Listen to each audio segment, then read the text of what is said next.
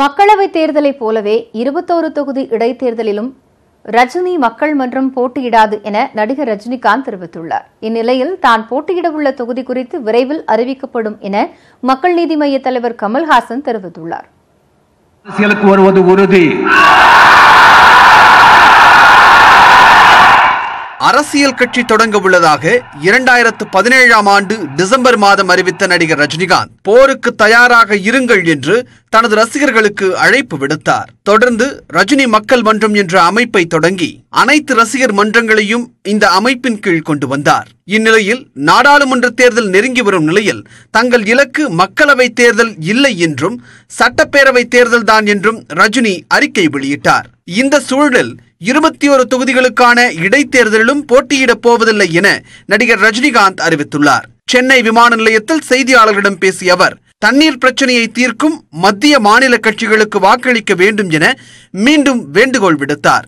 சட்டசபைதான் இலக்கு அப்படின்னு சொல்லியிருந்தீங்க. ஒருவேளை இடைத்தேர்தல் வந்தா போட்டியிடுவீங்க? இல்லைங்க சார், உங்களுக்கு அரசியல்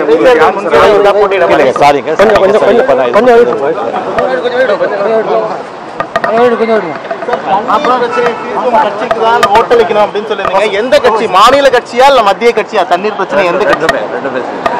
ரஜினியின் பதில் இப்படியாக இருக்க, நாடாளுமன்ற தேர்தலில் மக்கள் நீதி மய்யத்திற்கு நடிகர் ரஜினிகாந்த் ஆதரவு கொடுப்பார் என நம்புவதாக அக்கட்சியின் தலைவர் கமல்ஹாசன் தெரிவித்துள்ளார்.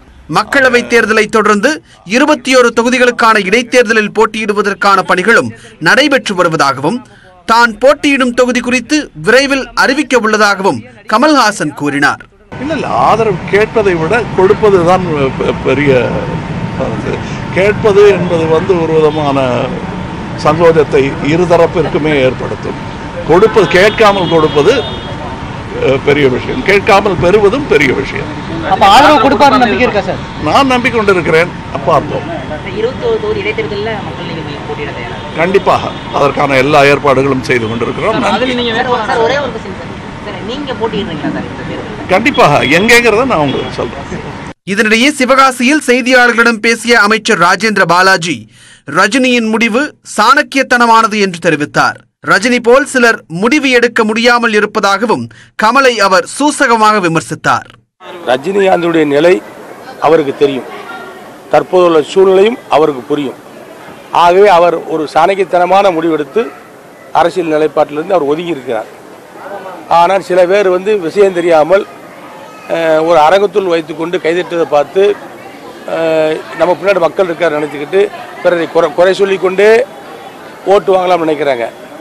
அதெல்லாம் இந்த காலத்தில் நடக்காது. மேலும் இதுவரை கட்சி ஆரம்பித்துள்ள அனைத்து நடிகர்களும் இந்த நாடாளுமன்ற தேர்தலோடு காணாமல் போய்விடுவார்கள் என்றும் ராஜேந்திர பாலாஜி கூறினார்.